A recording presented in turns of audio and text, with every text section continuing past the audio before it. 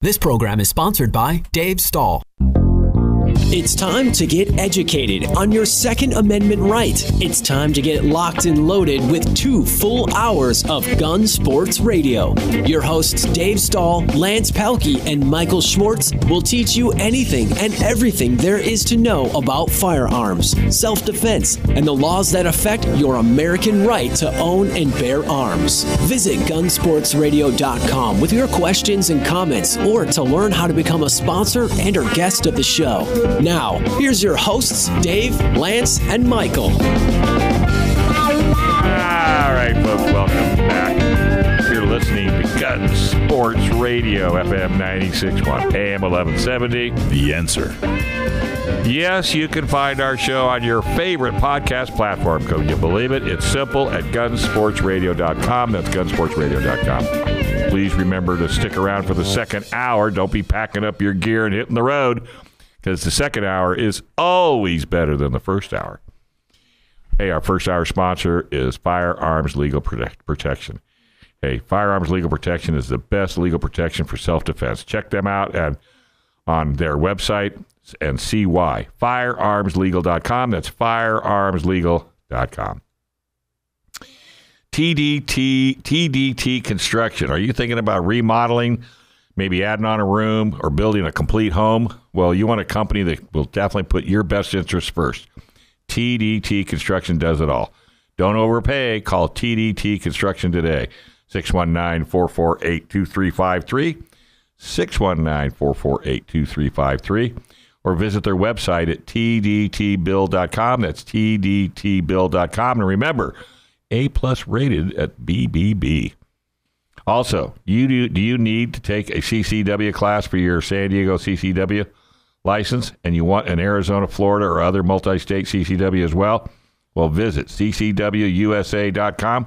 That's CCWUSA offers small class sizes, expert instructions to fit your schedule and your wallet. 3 classes every month, 2 weekend classes, and 1 Friday class. That's Friday, December 13th on Saturday, or Saturday, December 7th. Whoops. That one's gone. But the 13th is coming, and the 21st. A class that will live in infamy. I got it. 8 a.m. Private lessons, too. All to meet your busy schedule. Check their website for details on how to apply for your CCW and more at ccwusa.com. ccwusa.com.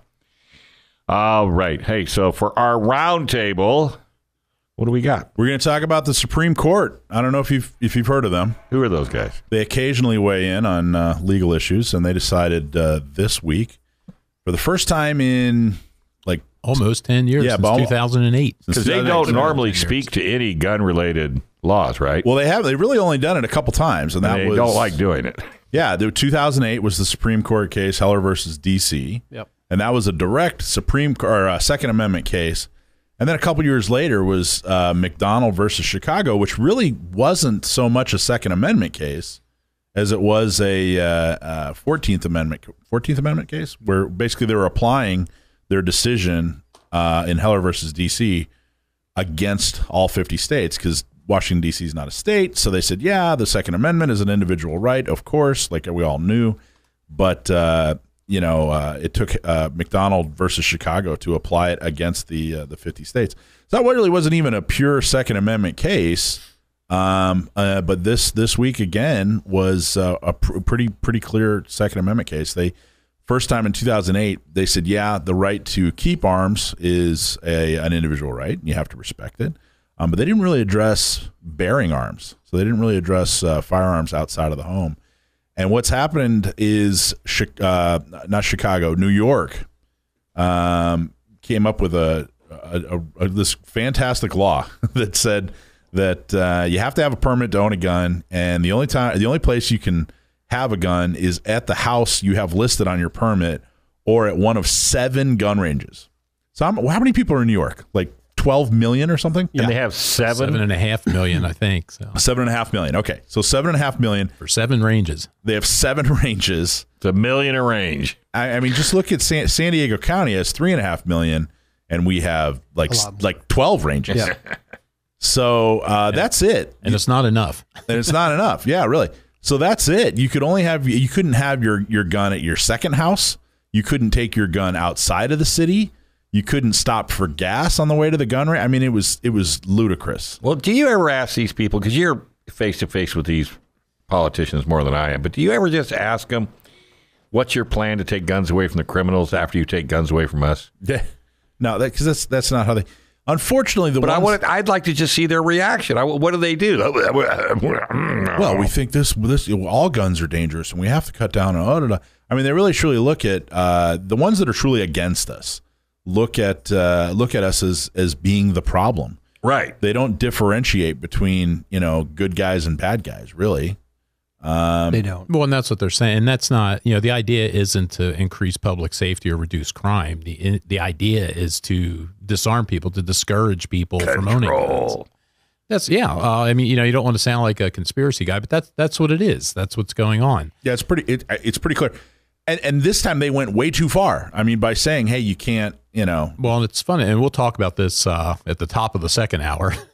Yeah. That's what we wrote about this week. But what's interesting is how this came about. I mean, because they had the law, and then the Supreme Court in January decided, okay, we'll hear this argument, because it was the New York State, was it the New York California or the New York Rifle and Pistol Association brought the lawsuit.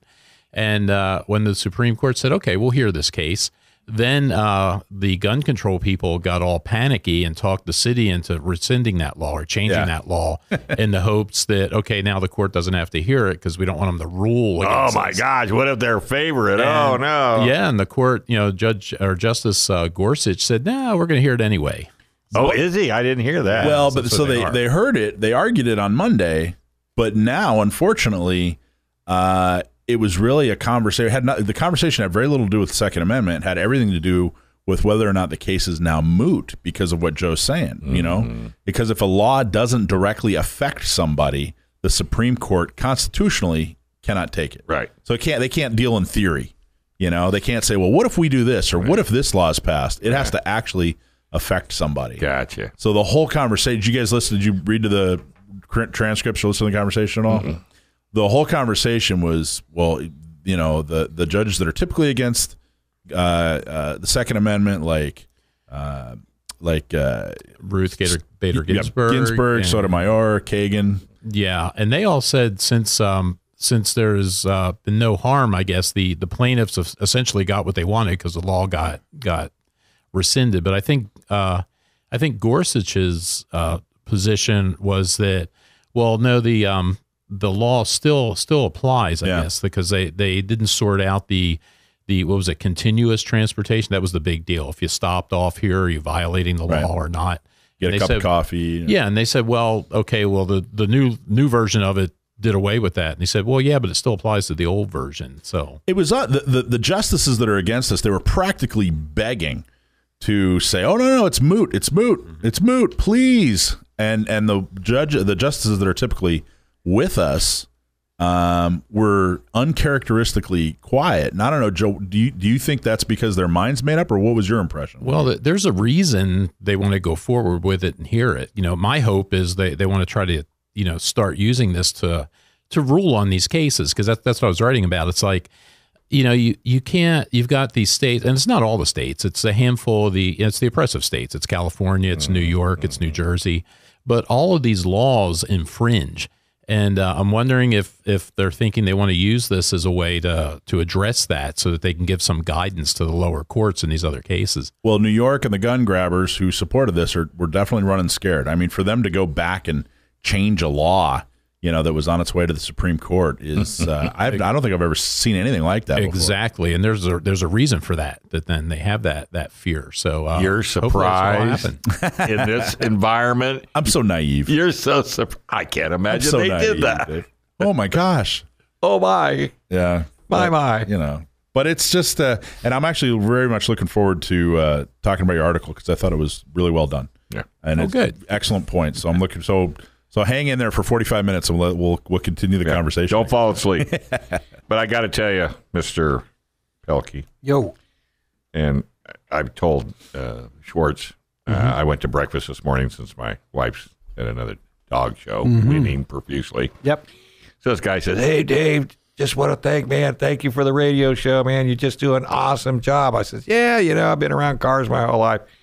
No, not the cars, the guns.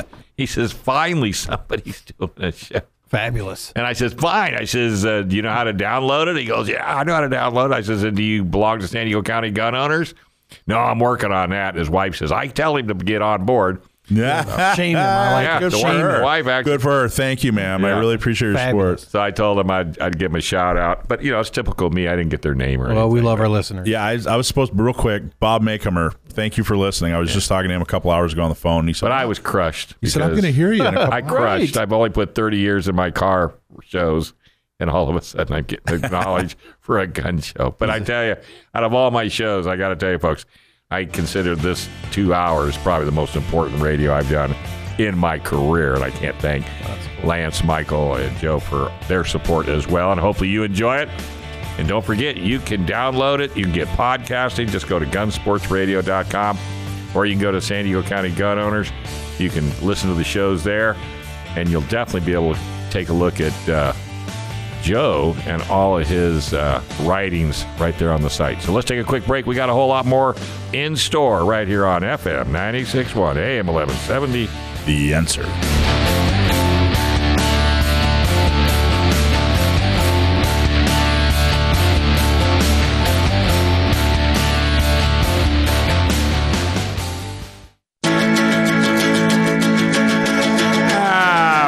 Welcome back to listen to Gun Sports Radio, FM 96.1, AM 1170. The Answer. What's the best defense for self-defense in those horrible new red flag laws, folks? Well, it's firearms legal protection. Mike, Lance, and I, and Joe, we all use them. That's Firearms Legal Protection. It's a legal defense program for lawful gun owners with a 24/7 emergency hotline and plans designed specifically for the firearm owner. Talk to the good folks at Firearms Legal Protection today. That's Firearms Legal Protection at firearmslegal.com, or call them at 469-310-9100. That's 469-310-9100. Go to firearmslegal.com. Gun owners, be ready with a lawyer in your corner. California assault weapon laws make it almost impossible to own an AR pattern rifle. What's the solution? Cali Key converts any mil-spec direct impingement AR platform rifle into a straight pull bolt action rifle so it can have all the features without being considered as an assault weapon. It's a true drop-in solution, no milling, no aesthetic modifications, and no turning off your gas system. Keep your entire AR collection intact at a price you can afford at Cali Key. That's CaliKey.com, KALIKEY.com. Home mortgage interest rates have dropped to yet another low. And if you're looking to buy or refi, or if you're considering a reverse mortgage, call our good friends at PRMI Mortgage. That's Chris Wiley. For nearly 25 years, Chris has been helping local San Diegans with all their mortgage needs. Call Chris Wiley at 619-722-1303 or primeres.com/Alpine. All right, Michael, who have you got as your special guest today? Well, we have a very exciting announcement. We started San Diego County Gun Owners 4 years ago. We just celebrated our 4th birthday, and since then we've started Orange County Gun Owners, Riverside County Gun Owners, and now I don't know if I can get can I get a drum roll? I don't know if I can get a drum roll. Drum roll, please. No? Okay. Well, drum roll here. We fired the drum roll guy. Economy stuff. There it is. There we go. Now we're proud to announce the start of San Bernardino County Gun Owners. Yay! So that was a little anticlimactic. So the guy that there it is. There we go. So the guy that's heading this up is a very good friend of mine, somebody who is extremely motivated and is doing a ton to get San Bernardino County Gun Owners off the ground. Loren Campbell. Loren, are you there? Hey, how's it going? Good, man. How are you? Fantastic. Thanks for having me on the show today. Well, thank you for being the tip of the spear in San Bernardino. So tell us a little bit. So what got you motivated to start San Bernardino County Gun Owners? Well, honestly, I met Michael about 3 years ago at a charity shoot at Frontside, and I was really impressed with what San Diego had been doing, and I've been watching it over the last 2 or 3 years. Unfortunately, I had this three-letter word called a job, and I didn't have the time to be able to vote what the effort that I thought needed to be put into it. I did retire, and so I have more time now, and I have been really excited about what San Diego has done. In San Diego, I lived down there for 30 years, so I know what gun ownership was like down there, and I know how much you've transformed the environment down there. So I'm excited to be a part of what's going on up here. I think it's absolutely tremendous. When you and I have been working on this for a couple months now, and the big launch, we have the website up. You have the ability to become a member, and we're going to build through December, and then you're going to start having monthly meetings, and talk a little bit about the types of activities you'd like to see up in San Bernardino. Yeah, we'll have monthly meetings. In fact, we'll probably end up having more than one monthly meeting because San Bernardino is so huge. I mean, it goes up past Ridgecrest to the north and goes all the way out to the river. So it's the largest county in the United States. So we're probably going to have multiple meetings.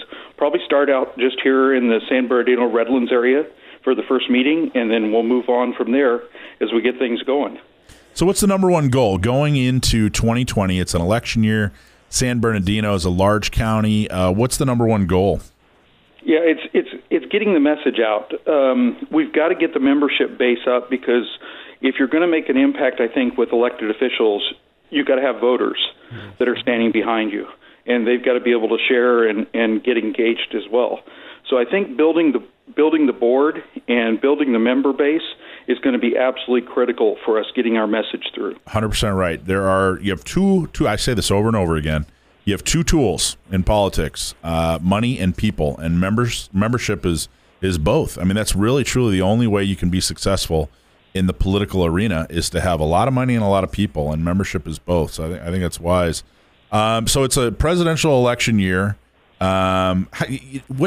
talk a little bit about the scope of San Bernardino. Obviously, San Bernardino County Gun Owners isn't going to focus on the president. No federal election, no state election, but they are going to do like what San Diego and Riverside and Orange does and focus on the local boards and councils. So, can you give us a little bit of what's the scope of that? How many boards and councils, or what's it look like in San Bernardino? Yeah, I was actually blown away when I really started looking at how many there actually were. There are actually 423 elected officials in San Bernardino County. There's 10 in the county. Three of the 5 Board of Supervisors are up for election this year, and that's in March. So that's going to be a big deal, is getting to that Board of Supervisors. The cities, there's 161. There's 28 cities in San Bernardino County. So it's a huge area, and getting the message out there and getting all those elected officials and candidates surveyed to find out what their take is on Second Amendment rights is going to be key to getting this thing going fast. Yeah, and you already have a couple of members. I mean, we barely have the membership link up, and you already have a couple members. Including a commitment from Route 66 Guns and Ammo in Barstow. I think it's Barstow. Yeah, Barstow. They want to be supportive as well. And San Bernardino has the distinction. You guys have the only municipality in all of California that has stepped up to become a sanctuary city with the City of Needles. Yes, and one of my goals, Michael, and I don't think I've actually shared this with you, but one of my goals is to set as a goal to get San Bernardino as a sanctuary county, and I believe we can do it. We've got a very pro-Second Amendment sheriff in San Bernardino County. He's been in office since 2012, so we kind of know the color of his stripes, and he comes out to every CCW class and speaks to the students. At just about every class, he's very pro-Second Amendment. He tells every class that he needs more CCW holders. That's awesome. I look forward to meeting. I haven't met him, but I look forward to meeting. I know you've had some interaction with him and done a lot of research on him, and I'm very much looking forward to hopefully getting him involved after we, explain what we're looking to do and why we're doing it and how we want to do it. Have you looked much into the 5 county board members? Really, honestly, I have not yet. So I don't have any opinions formed yet. The election candidate statements were due to be filed on Friday. So when I looked on the website today, they were only up to the 4th for filing those online. So I don't have any idea how many candidates there's going to be, but it's going to be districts 1, 3, and 5 are the ones that are going to be up for election. And San Bernardino County Gun Owners is nonpartisan. We don't care if you're a Republican, Democrat, decline to state. In fact, up on San Bernardino's Facebook page, San Bernardino County Gun Owners Facebook page, there's a post that talks about the fact that Needles, yes, is the only municipality in California to pass a sanctuary resolution, and it is mostly Democrat. If you look at the registration is mostly Democrat. And most people, I don't know about most, but far too many people, look at Republican good, Democrat bad when it comes to Second Amendment rights, and that simply it just doesn't bear out. There are a lot of really bad politicians who are Republican, I should say bad on the Second Amendment, who are Republican, and there are a lot of really good Democrats who cherish the Second Amendment just like you and I do. So what are the 4 main goals for San Bernardino County gun owners? I mentioned the one is I really want San Bernardino County to be a sanctuary county. So I don't know if we'll get that done in the first year, but that's my goal. That's my overriding goal. So Second Amendment advocacy locally. Yes. Yep. The second would be publishing a voter guide to let people know who is Second Amendment friendly. You got to get people to get out and vote. Second community organizing, Second Amendment community organizing, exactly.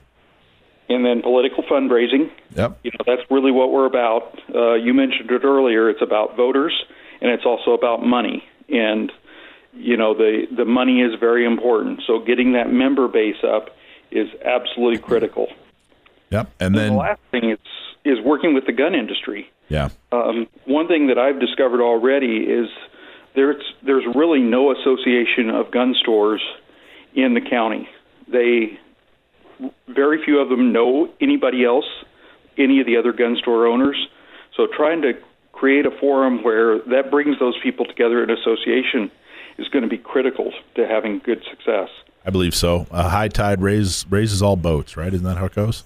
Absolutely. So how do people find San Bernardino County gun owners? Folks that are listening and like the idea, want to get involved, want to make a difference, where do they go and how do they learn more? Yeah, the best place to go is on our website. It's sbgunowners.org, sbgunowners.org. And we're also on Facebook. We've got a group, and we've also got a Facebook page that's up and running. So just search out San Bernardino County Gun Owners. Excellent. So sbgunowners.org. Thank you very much, Loren. Appreciate all you're doing. Everybody in San Bernardino, time to get involved. Here it comes. Thanks a lot, Michael. All right. We're going to take a quick break. This is Gun Sports Radio, FM 96.1, AM 1170. The Answer. This great big world's to Paris and to Rome, and I've never found a place that I could really call my own. But there's one place where I know the sun is shining endlessly, and it's calling me across the sea, so I must get back to San Bernardino.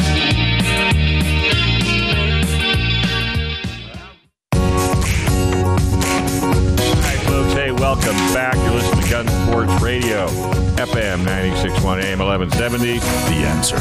Have you been to A.O. Schwartz Firearms in El Cajon yet, folks? Well, they've got the widest selection of guns in San Diego County, by far. And they've got over 600 unique guns in stock as well, including hundreds of used guns. Go see their full-service, experienced gunsmith. They can do everything from mild repairs to full custom firearms. A.O. Schwartz Firearms Store located at 929 East Main Street in the city of El Cajon. Go to their website at aosward.com or give them a call at 619-749-4867. Build, buy, or repair. A.O. Schwartz Firearms is your go-to place for all things firearms in East County. That's aosward.com or give them a call at 619-749-4867. This segment is sponsored by Gatsky Dillon and Balance LLP. Go to www.cafirearmslaw.com. That's cafirearmslaw.com. Who will you get? John Dillon. You can also call him at 760-431-9501. He is the lawyer you would want if you get yourself into a sticky situation with our government. That's John Dillon at cafirearmslaw.com. Hey, John, how you doing, bud? Hey, guys, how's it going?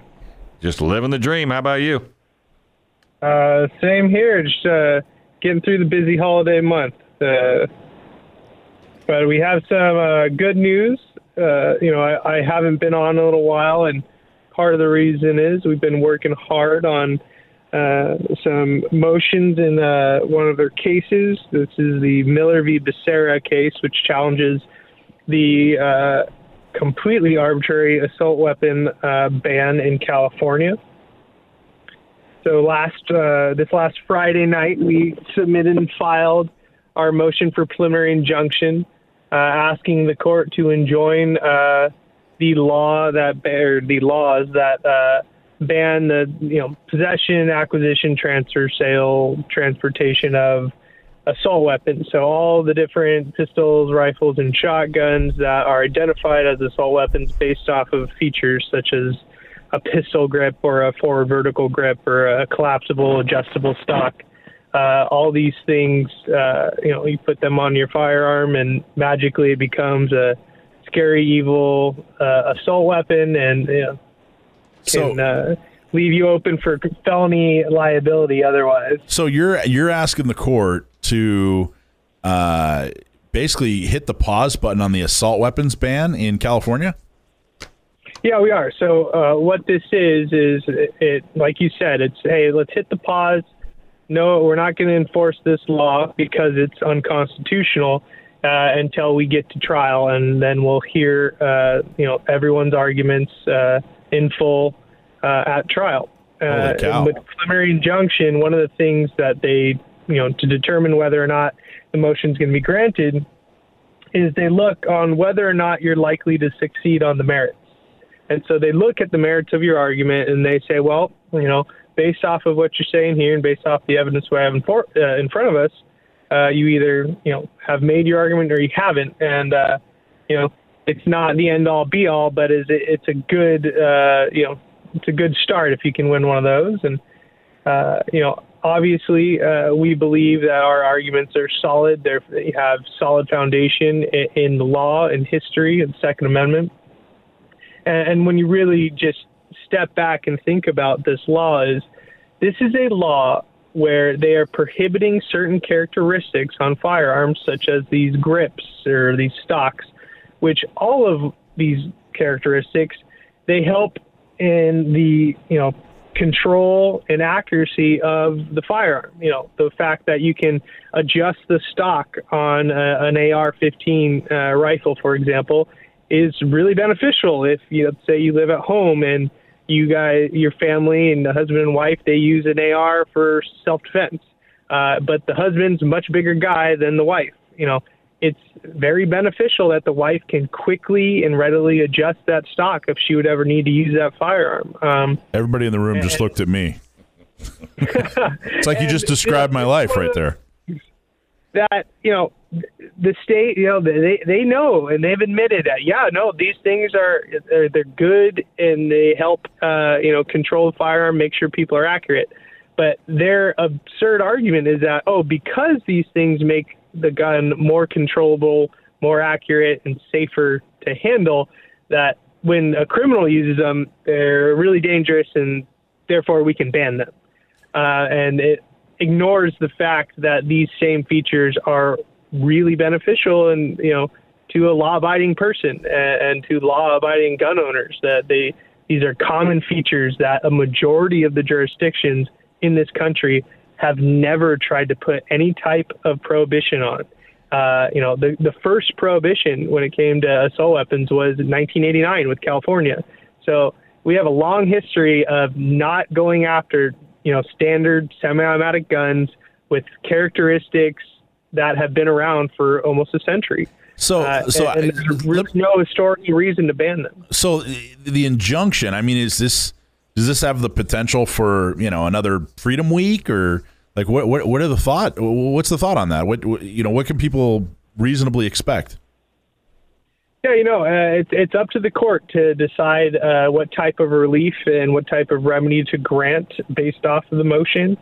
We obviously are asking for the court to enjoin the restrictions and prohibitions based off of these common characteristics. So if we're successful, that would be a possibility that we have another type of event like that. The state's going to be working overtime to try to prevent that from happening. We all know how upset they got when the magazine ban was enjoined. And this is one of those things, the courts have already ruled that these magazines are common things that have been around for a while. They have not been subject to restrictions in the past. And they, above all things, they're common. They're everywhere. Everyone has them. Majority of the jurisdictions in this country have no regulations on them. It's the same analysis when it comes to these guns with these characteristics. They're everywhere. They've been around for a very long time. They have not been subject to these extra restrictions and prohibitions. And to try to separate them out as some special class of extra dangerous gun is absurd. We all know it's not true. And the fact is that these guns, you can have one gun that has a pistol grip and it's considered an assault weapon in California. But you take the pistol grip off the same exact gun and you make your gun a featureless gun. Well, now it's magically okay again, although it's functionally the exact same as it was 5 minutes ago. It shoots the same caliber at the same speed, the same rate of fire. And so it truly is an instance where these are arbitrary rules and prohibitions as an attempt just to ban common arms.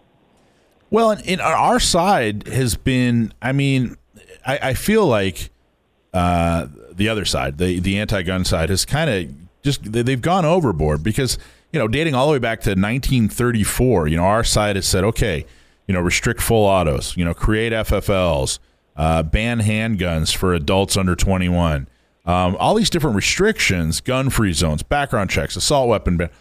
And we've kind of said, all right, fine, we'll comply. We will, we're not going to, we'll compromise. But they just kept going and going and going. I feel like it's gone so far the other way that I think we're going to, it sounds like maybe recapture some of the freedoms we already said, hey, we'll compromise, but because you're going too far, no more compromise. Now we want it all back. I don't know. Doesn't it kind of seem that way, or? Yeah, I think gun owners in this country in general, we're tired of compromising. Compromise has only been done on one side of this, entire argument. Right. Gun control advocates have never compromised. And unfortunately, by compromising in the past, we have let, the stereotypical slippery slope, give them an inch, they're going to take a mile.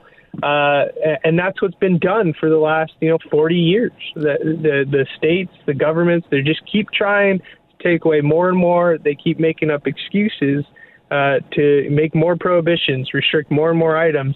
And each time their ration and reason for it becomes worse and worse. And this is one of those instances that there's no real reason why you would ban these guns, because they're common, they're everywhere, and they're not, some special category of unique and dangerous gun. They're, it's the equivalent of the musket is what it is. They are arms that, yes, are good and ideal for militia service if that need would ever come. And, people like to scoff when they first hear about that. It's like, okay, well, because we're in a good state in our country right now, historically, where no, it's not needed that we have to go and form our own militias to defend ourselves. People like to think, well, we don't need it anymore. Well, that's not the case. We don't know what the future holds. And that's why it's in the Constitution. We need to be ready for, in case something crazy happens, if we need to form up and use the unorganized militias to defend our own country from either outside forces or within, that's why we have the Second Amendment. And, the AR-15 and other guns like that's ideal. That's the gun that people are going to use. Well, that's awesome. What's the timeline? What do you think a timeline is for them to respond? So right now we have a hearing scheduled in January. So it's we'll see how that goes, and the court may take a little while to come to a decision. Can't really predict that, but this has a somewhat quick turnaround. But it's not the end all be all of the case. Nice. So the case is still going to go on, whether it's granted or denied, and it's still going to go a little ways further. But if we can, this will be a nice victory. So what should people do to help? Honestly, the people that are backing these suits is Firearms Policy Coalition, Second Amendment Foundation, the California Gun Rights Foundation. These are organizations that truly, there are no compromises anymore. They are going to fight for your rights, and they're doing so. Yeah, cool. So I would say to join up, pay attention, see what the both the federal and the state governments are doing to eat away at your rights. Get involved. Get involved. All right, folks, we're going to take a quick break, and don't forget we're going to be at the gun show next week from 1 to maybe 5. We can do that, but we're going to be there, so come on out. We're going to have a lot of fun. This is FM 96.1 AM 1170. The Answer.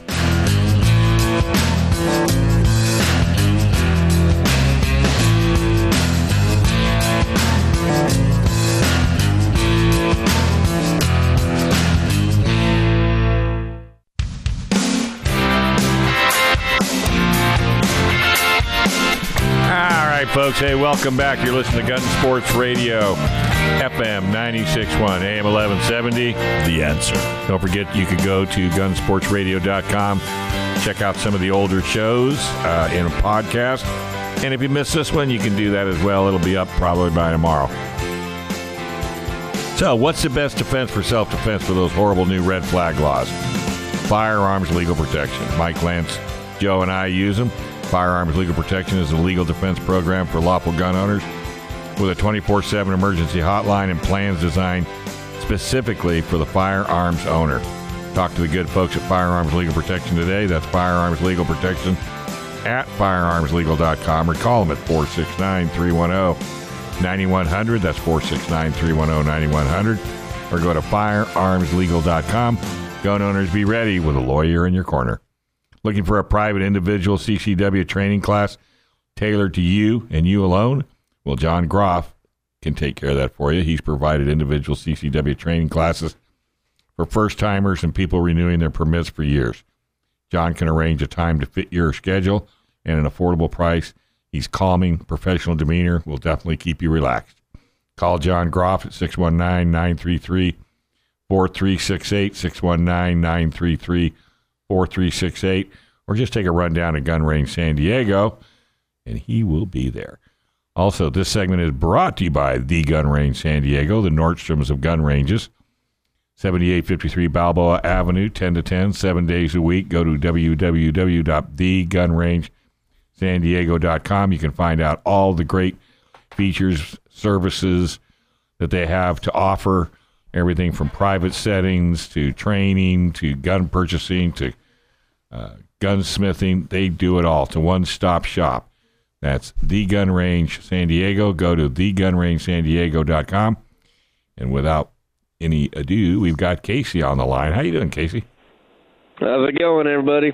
Hey, man. Living the dream. What are you up to? Well, staying dry as best we can. The rain actually has a tendency to bring people inside the range for the day, so it's keeping us pretty darn busy in here. But big topic that we have, we had our Black Friday sale, we had our 5th anniversary sale, and now we're doing another one because why not? It's what we get to do here.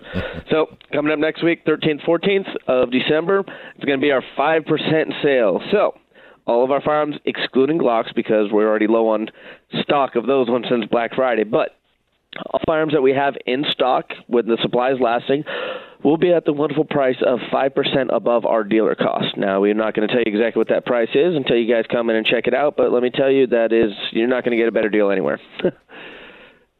Fabulous. That's man. awesome. Heck yeah. Uh-huh. So just in time for Christmas. We usually do it. Yeah, exactly. If people get in, we'll get plenty of time. 10-day draws. You'll get it before Christmas. But these are the sales that we like to do just because we're a private entity. We get to do stuff like this. You go to other gun shops, they'll have sales and stuff, but not to this level because, we love giving back to our community. And, it's just a great time. We like getting firearms out there. We like getting legal, law-abiding gun owners more firearms to defend themselves and their family and just have fun with. You guys have a lot of cool stuff too, like like non gun ammo stuff, like some obvious stuff like holsters and stuff like that. But I bought some the valve stem covers for my Jeep. Yep. And they're 45 caliber brass. Yes, sir. So you guys have we got all sorts of stuff. We got we got stocking stuffers, all that stuff coming up. So we're actually going to have our little tactical gun stockings coming out. Probably put them out this week. I'll put them out today. Why not? But yeah, we got odds and ends on everything that anybody could need. We got a new shipment of new TGR hats in. I already bought 2. We got shirts everywhere. We got TGR hoodies. We have everything that you can need. And if we don't have it in stock, we can order it. It comes in about a week. Flashlights too. I just bought a gift for a buddy of mine. It's Streamlight's got this really cool flashlight that you guys are carrying, and you can use I think correct me if I'm wrong. You can use a AA or a CR23. Yep. You can use a AA or the CR123, and it has a little block in there, so it could use both of them. And that it's Streamlight, right? That makes that. Yeah, you guys have you guys have a really nice selection of Streamlight. Flashlights, weapon lights. You guys have a really great selection of that kind of stuff. We try to keep it as best we can. I mean, we are a smaller shop, so we only have so much room, but we keep stuff cycling in. We find out what people want, what people need, and we keep that in there for them, especially when it comes to weapon lights. Like every single one of us in here carries a flashlight on us. You never think you're going to need it, but then you're usually breaking out your phone and turning that light, and that ain't worth anything. So I have this little tiny Streamlight pocket light. It's 250 lumens. It's about the size of 2 AA batteries, and it's charged by USB. It is waterproof. I have washed it 3 different times, but I forgot it in my work pants. Yeah. So I have verified that thing is, in fact, waterproof. So they're pretty diehard. But Streamlight, Surefire, they make excellent, excellent lights. Yeah, I bought that flashlight for a buddy of mine. It was his birthday, and that was the real gift. The gag gift was my wife said, well, what are you going to get him? And I said, well, he was a SEAL. She said, okay, well, what do you get a SEAL? So in the bag was a red rubber ball and a can of sardines. So, perfect, right? That's what you get a SEAL. That's what you get a SEAL, right? But then you can't just give the gag gift, especially this guy was a SEAL. I didn't want him to beat me up. So I got him a nice flashlight from you guys, and he really loves it. There you go. Everybody has uses for them, and then, it kind of segues into other stuff out there. You're talking about customizing guns, big thing we like to do, Glocks. Of all the firearms out there, the first thing people do with Glocks is upgrade them for the most part. Glocks, we call them the Honda Civics.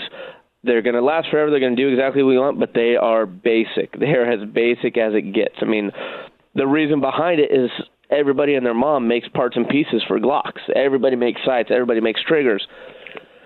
If you want to get a gun that you can absolutely customize, roll with a Glock. Now, are they bad as plain as they are? Absolutely not.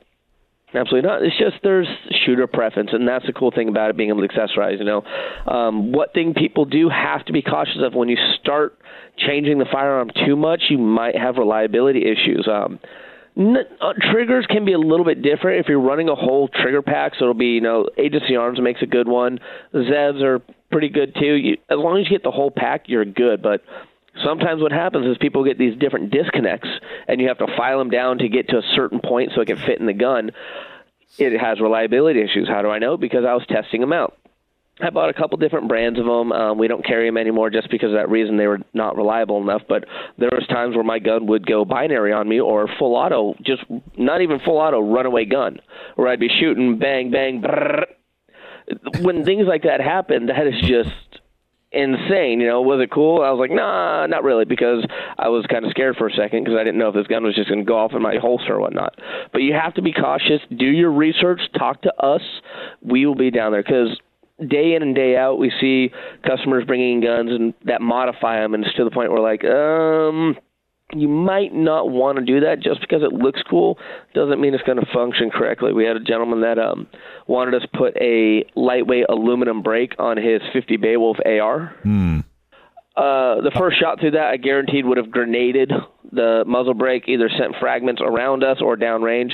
So I kindly told him to return that to Amazon for the $20 he paid for it. If you're going to be upgrading things, research it, get quality parts, because in all honesty, this is your life on the line. If you get something that you go cheap on it and it fails when you absolutely need it, well, there's not much you're going to be able to do after that point. Did it have a skull on it? I have a strict rule. I don't buy any gun thing that has a skull on it. That always means we see those all day. This other guy that is not allowed to shoot here anymore for certain reasons, but he had one of those skull AR lowers, and then he had like a brass knuckle vertical grip, and yeah. It was just one of those ones where you're like, just because you can doesn't mean you necessarily should. But, to each their own, We're all here on our practical level in it. But if anybody have any questions on anything, just give us a call. Come down here, visit us. Sometimes on the sales side it'll get a little bit slow, and we're just, chewing the fat with people and talking, because a lot of times people don't understand or don't know certain things, and they'll assume. And in the firearm world, assuming certain things can actually end in a bad way. Well, Casey, I'm glad you brought the thing up about the trigger groups and the reliability, because I went through that with mine, because I shoot Glocks, and I got a trigger group put into the gun that I use for competitions, the 34, and it works great. It feels fine. The gun that I carry every day, the 19, the trigger feels much, much different, because it's the standard trigger that came with it, and I was hesitant to change anything because it's my carry gun. Just for that reliability reason that you just mentioned. But that's good to know that you're saying, if you research it enough, you really shouldn't have to worry if you get a high quality trigger group as far as reliability, if you replace the whole trigger group like that. Yeah, for the most part. Every once in a while there's an odds and ends. We call them Friday parts or Friday guns, where whoever's manufacturer it's on a Friday wants to get off work, and it's not quite the same caliber of engineering, I guess you can say. But it really comes down to what your needs are. When it comes to your carry guns, we always recommend people keep it stock, design that way, keep it that way. When it comes to Glocks, on mine, I just polish the trigger bar, and I replace one of the springs in there. It makes it a little bit lighter, but it's all OEM parts. It's all stock Glock parts. So if I do have any issues, I can contact Glock, and they're like, oh, yeah, here you go, new parts on it. But especially when it comes to your carry gun, you want to keep it stock, and that's what all the CCW's instructors will, recommend you. Is like, hey, keep these things stock, keep it how it's built, how it's supposed to be. But and that's different. Everybody shoots different, and that's where I ended up. That's what I ended up staying with it. But it's interesting because I was just practicing a little bit with it this a couple of days ago, and it's a really noticeable difference between that trigger and the trigger on the 34. Yeah, exactly. Yeah, I have a 34. I love mine. The stock trigger on the 34 is actually not bad. Those are the ones that they have them polished, and they put a different, I believe it's a shoe in it, but I'd have to check on that. All right, buddy. Hey, thank you very, very much for calling in, folks. Take a run down to the gun range San Diego. See what Casey's up to. Take care, buddy. Hey, we're gonna take a quick break. You're listening to Gun Sports Radio, FM 96.1, AM 1170. The Answer.